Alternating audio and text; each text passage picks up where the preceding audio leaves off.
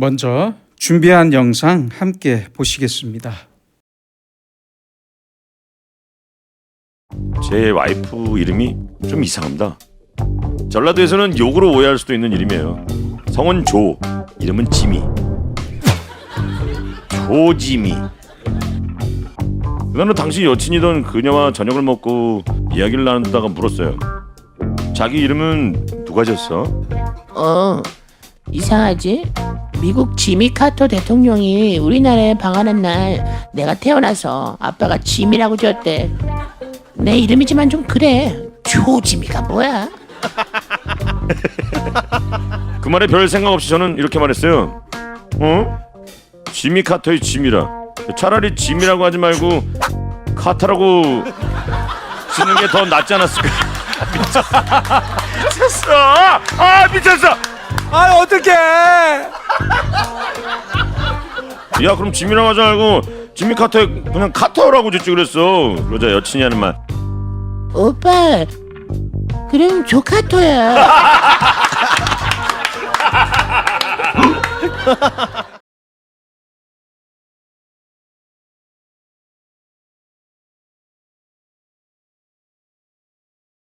저도 예전에 병원에 진료를 받으려고 갔는데 가서 순서를 기다리고 있었는데요.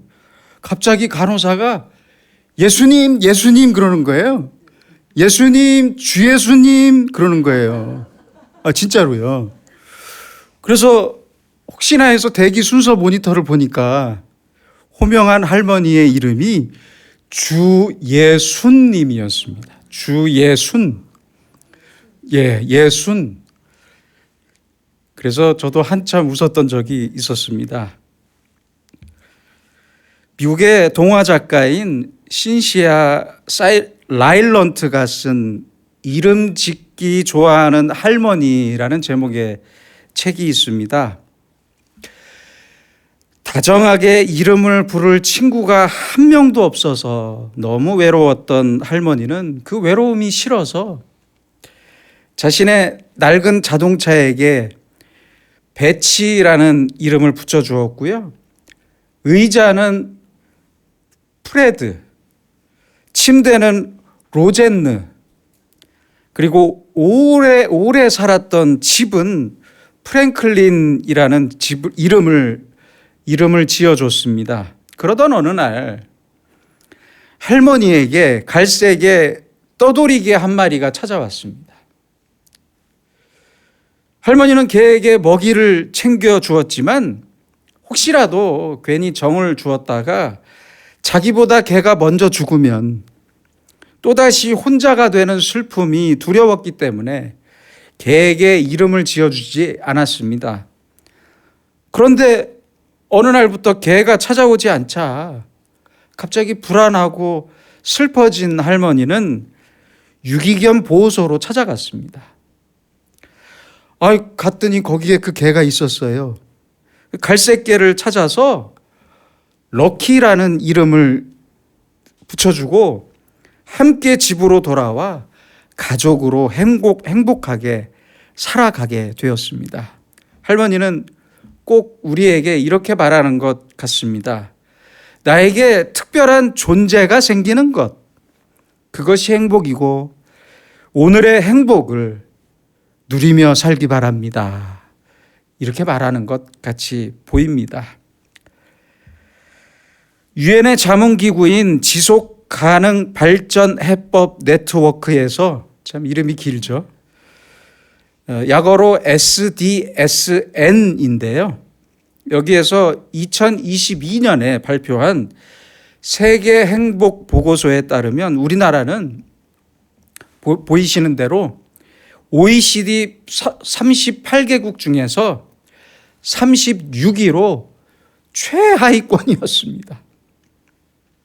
여러분, 누가 행복하고 누가 불행한 사람입니까?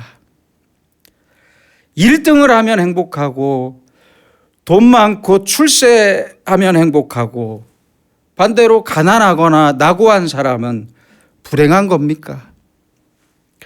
있으면 행복하고 없으면 불행한 겁니까?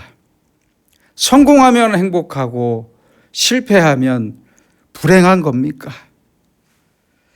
TV를 켜면 요새는 TV보다 유튜브를 더 많이 보는 것 같은데 유튜브나 TV나 미디어를 켜면 어김없이 등장하는 사람들이 있어요. 행복의 비법을 가르쳐 준다면서 등장을 합니다. 그렇죠? 모두가 자부심과 자신감이 넘치는 표정과 태도로 행복의 노하우를 늘어놓고 있습니다. 여러분, 그들의 말대로 살면 정말 행복할 수 있을 것 같습니까? 영국 벨파스트 퀸즈 대학교의 교수인 리처드 스콧이라는 교수님은 이런 말을 했습니다. 현대 사회에서 행복은 최고의 사치품이 되었고 유망 성장 산업이 되었다. 자기계발서의 전 세계 1년 매출액은 10억 달러, 우리나라 돈으로 1조 3천억 원입니다. 10억 달러이며 항우울제 시장은 놀랍게도 170억 달러, 22조 6천억 원입니다. 170억 달러에 육박한다. 여러분, 아니 행복이 언제부터 사치스러운 산업이 되었고 약국에서 살 수 있는 약이 되어버린 것입니까? 하지 말아야 할 짓, 못할 짓만 골라 하면서 서로 행복하겠다고 아우성입니다. 난리입니다. 여러분, 자기 자신의 경험을 생각하면서 한번 진지하게 스스로에게 물어보시기 바랍니다. 내가 정말 돈이 많고 많이 가졌을 때만 행복했습니까? 많이 배우고 출세했을 때 행복했습니까? 건강할 때만 행복했습니까? 정말 그랬습니까? 아닙니다. 그 반대일 때도 분명히 있었습니다. 오히려 없어도 행복할 때가 있었고 병들었을 때 가족의 사랑으로 행복할 때가 있었습니다. 적어도 이 사실을 인정하고 살아야겠습니다. 많이 배웠다고 행복한 것도 아니고 많이 가졌다는 사실과 행복이 비례하지 않다는 사실을 꼭 잊지 말고 살아야 합니다. 앞서 말씀드렸던 이름 짓는 할머니처럼 행복은 관계에 있습니다. 그리스도인의 행복은 하나님께서 사랑으로 내 이름을 부르시고 내가 하나님을 사랑해서 하나님의 이름을 부를 때 시작되는 것입니다. 그래서 우리의 행복을 위해 가장 중요한 문제는 하나님을 믿는 믿음입니다. 우리가 행복할 수 있는 길은 바로 믿음에 달려 있습니다. 행복은 나의 지식이나 나의 출세나 내가 가진 소유에 달린 것이 아니라 믿음에 달려 있습니다. 물론 지식도 필요한 것이지만 많은 지식 때문에 오히려 믿음을 잃었다면 불행한 것입니다. 불행한 사람이에요. 돈도 필요합니다. 필요하지만 많은 돈 때문에 사람과의 신뢰나 하나님에 대한 믿음을 잃었다면 가장 비참한 사람입니다. 아무리 크게 성공했더라도 하나님을 버리고 자신의 능력에 취해 있다면 그것은 성공이 아니라 실패입니다. 모든 것을 잃었더라도 믿음을 얻었다면 행복한 사람이지만 모든 것을 얻었더라도 믿음을 잃었다면 가장 불행한 사람입니다. 하나님을 믿어야 하는데 도저히 믿을 수 없다면 얼마나 불행한 사람입니까? 세상에서 가장 불행한 사람은 그래서 믿지 못하는 사람입니다. 하나님뿐만 아니라 자기 가족을 믿지 못하고 이제는 뭐 가족을 넘어서 세상에 믿을 사람 하나도 없다고 말합니다. 이 사람은 죽은 자와 같습니다. 아니 대체 어쩌다 이렇게 된 겁니까? 예수님께서는 성경 여러 곳에서 사람들에게 자신이 이 땅에 오신 목적이 하나님을 믿게 하기 위함이라고 말씀하셨습니다. 사도 요한도 요한복음 20장 31절에서 말씀합니다. 오직 이것을 기록함은 요한도 말씀하십니다. 오직 이것을 기록함은 너희로 예수께서 하나님의 아들 그리스도이심을 믿게 하려 함이요. 사도 요한도 이렇게 말씀했습니다. 예수님께서는 죽은 나사로를 살리기 위해 하늘을 우러러 보시면서 이렇게 기도하셨습니다. 아버지께서 나를 보내신 것을 그들로 믿게 하려 함이니이다.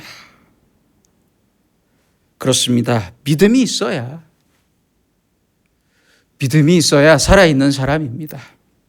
예수님께서는 바로 이 믿음을 주시기 위해서 복음을 전하셨고 가르치셨고 병자를 고치셨고 죽은 나사로를 살리셨습니다.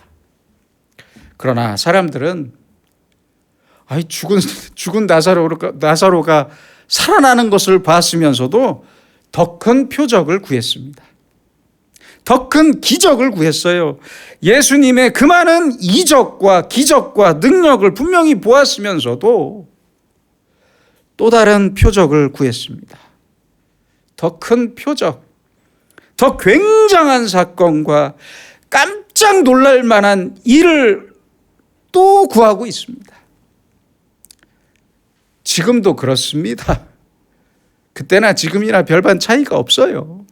지금도 그래요. 여러분, 과연 이스라엘 사람들이 예수님의 더 큰 표적을 보았다면 과연 예수님을 믿었을까요? 엄청난 기적이나 엄청난 증거가 믿음을 만드는 것이 아닙니다. 절대 그렇지 않습니다.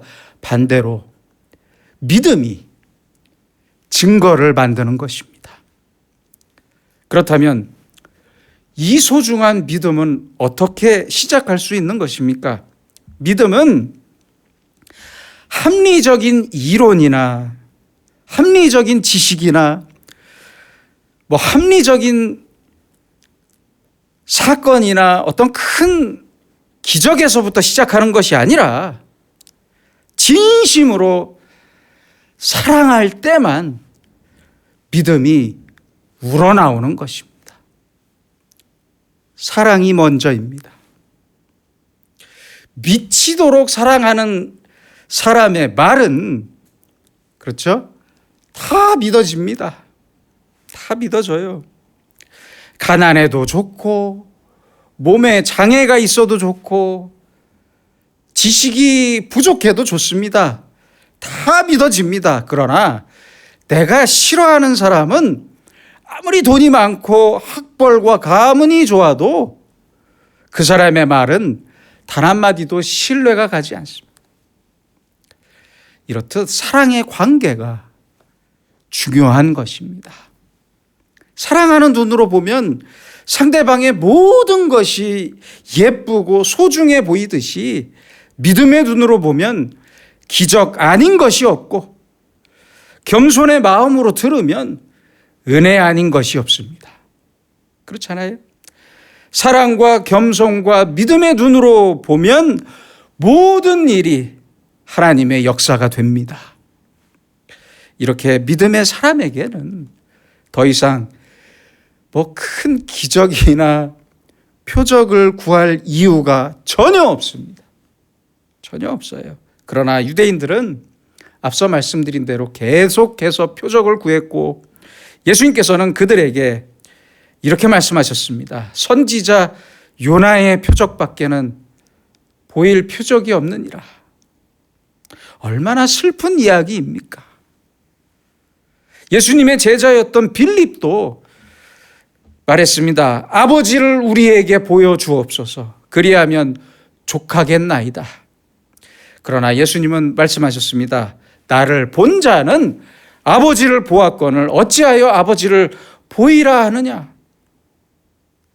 역시 슬픈 이야기입니다. 3년 동안 그 많은 기적과 복음과 가르침과 병고침을 보고 들었지만 믿지 않았습니다. 사람들은 믿지 않았어요.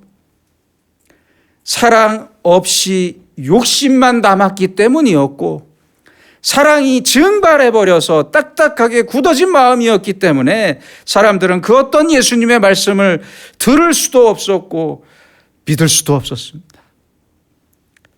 바르지 못하고 비뚤어진 마음에는 복음도, 예수님의 말씀도, 그 복음의 말씀도 비뚤어지게 들릴 뿐입니다. 그래서 할 수 있을 때 하지 못해서 이제는 아예 할 수 없는 사람이 되어버렸고, 들을 수 있을 때 듣지 않아서 이제는 듣고 싶어도 듣지 못하게 되어버렸고요.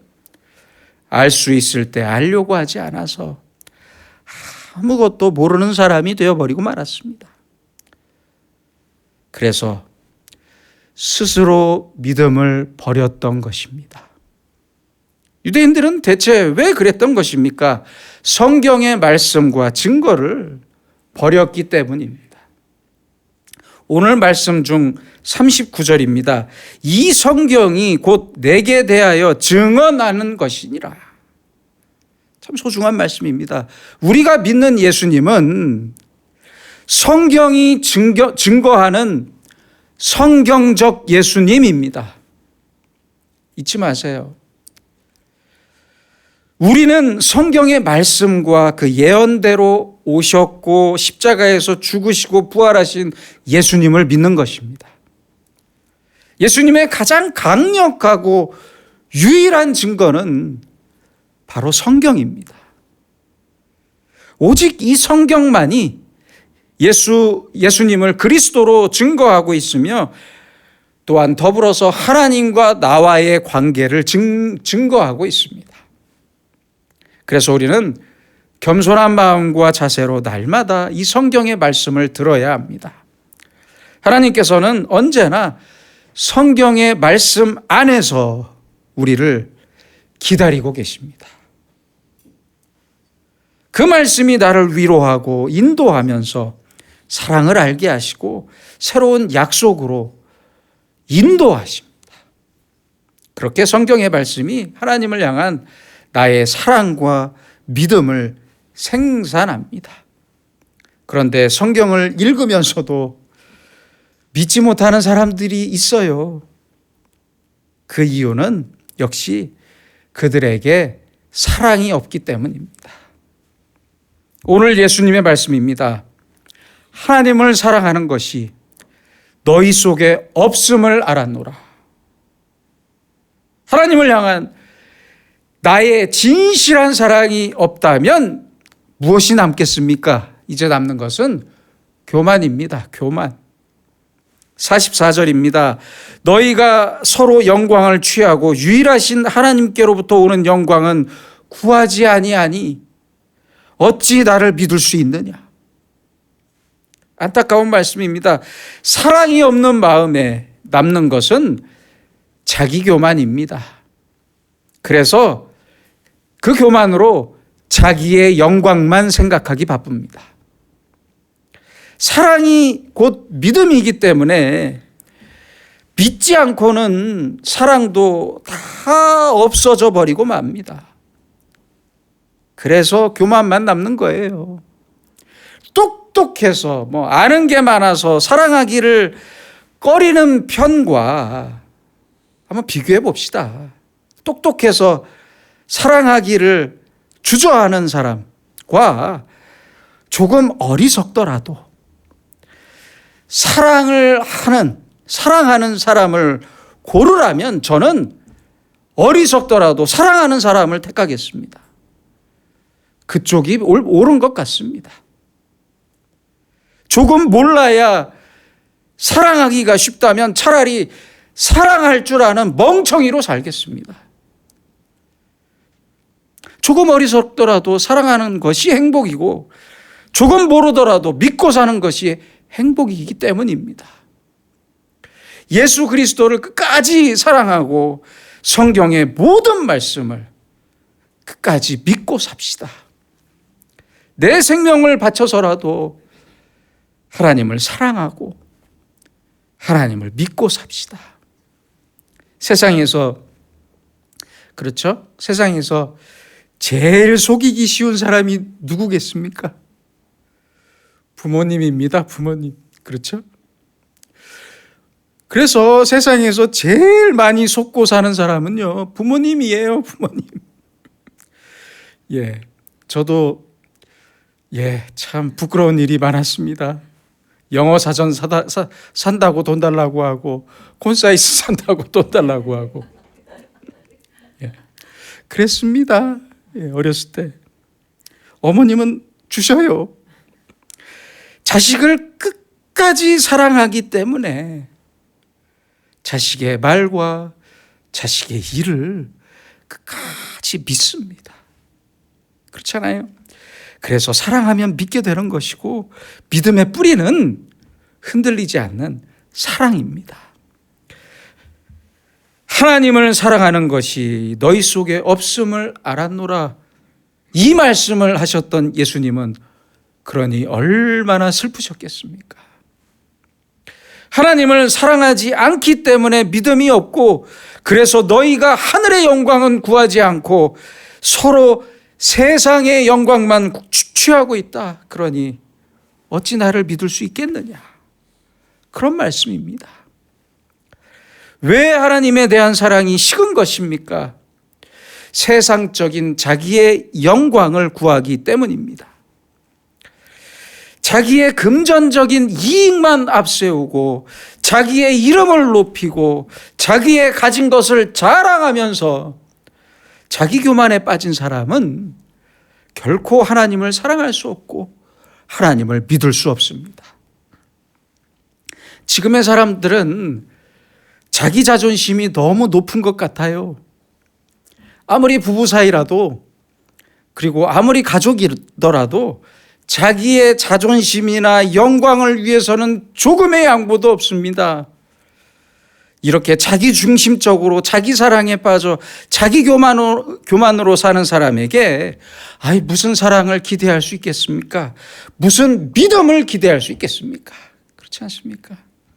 이런 사람은 아무리 성경을 보아도 예수가 그리스도로 믿어지지 않고 아무리 예배를 드려도 진실할 수 없습니다.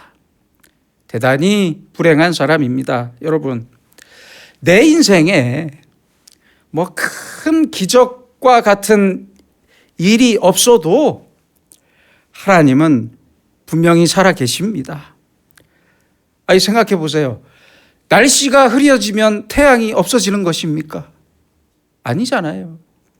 비가 억수같이 쏟아지더라도 구름 위에는 언제나 태양이 빛나고 있습니다. 내 인생에 기적이 없고 고난만 있는 것 같더라도 그 고난 너머에는 나를 사랑하시는 하나님이 계십니다. 지금은 내가 내 손에 아무것도 남은 것이 없더라도 하나님의 은혜와 사랑은 여전히 나에게 있습니다. 내가 실패했더라도 하나님의 사랑은 단 하루도 나를 떠나신 적이 없습니다. 떠난 적이 없어요. 우리는 십자가를 통해 보증해 주신 하나님의 사랑을 잊지 말아야 합니다. 의심하지 맙시다. 하나님의 사랑을 내가 겸손히 믿을 때, 겸손히 받을 때, 겸손히 하나님의 사랑을 내가 받을 때 하나님을 믿을 수 있고 믿을 때만 용기를 얻을 수 있습니다. 예수님의 말씀입니다. 나를 본고로 믿느냐? 보지 못하고 믿는 자들은 복되도다. 여러분, 내 눈에 보이는 것이 없어도 주님을 사랑해서 믿는 사람은 복된 사람입니다. 저는 이 말씀을 이렇게 믿고 싶습니다. 앞으로의 모든 일을 보지 않고도 사랑하고 하나님을 사랑하고 믿는 자는 복이 있다. 복된 사람이다. 하나님, 지금까지 보고 듣고 경험한 것, 이미 받은 사랑과 은혜로 충분합니다. 내게 주신 은혜가 저에게 차고 넘칩니다. 이미 받은 사랑과 은혜로 충분합니다. 이제 더 필요한 것이 없습니다. 나에게 전혀 단 한 번의 기적이 없더라도 하나님 한 분으로 만족합니다. 하나님을 사랑합니다. 어느 탈북 청년이 여성인데요. 그 청년이 한국에 와서 그 예수 전도단 DTS 훈련을 마치고 이렇게 간증했다고 합니다. 서울에서 너무 힘들 때 한 집사님의 권유로 전도로 교회를 다니기 시작했지만 저는 하나님을 아버지라고 부를 수 없었습니다.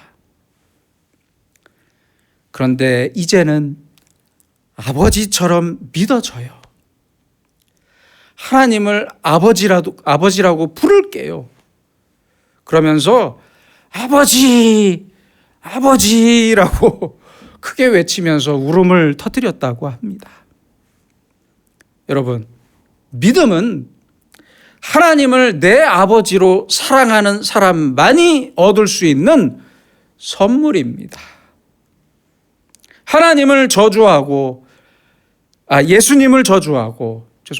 예수님을 저주하고 3번이나 부인했던 베드로에게 예수님은 한 가지만 질문하셨습니다. 네가 나를 사랑하느냐?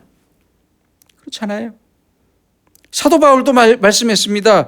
믿음, 소망, 사랑, 이 3가지는 항상 있을 것인데 그 중에 제일은 사랑이라.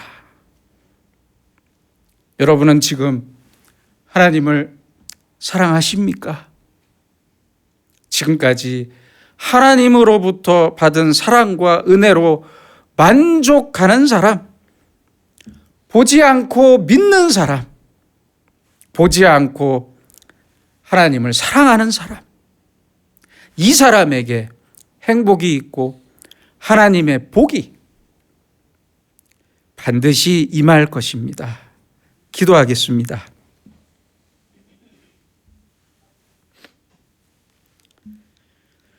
은혜로우신 아버지 하나님, 우리에게 적지만 이만한 믿음을 주셔서 너무 감사합니다.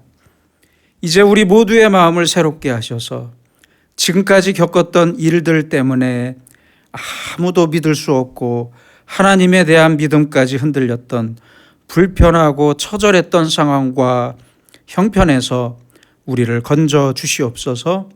이제부터는 하나님을 더욱 사랑하면서 더 큰 믿음의 사람이 되게 하시고 그 어느 때라도 주님의 사랑과 믿음의 씨앗을 뿌릴 수 있는 주님의 사람들이 되게 하여 주시옵소서. 예수님의 이름으로 기도드립니다. 아멘.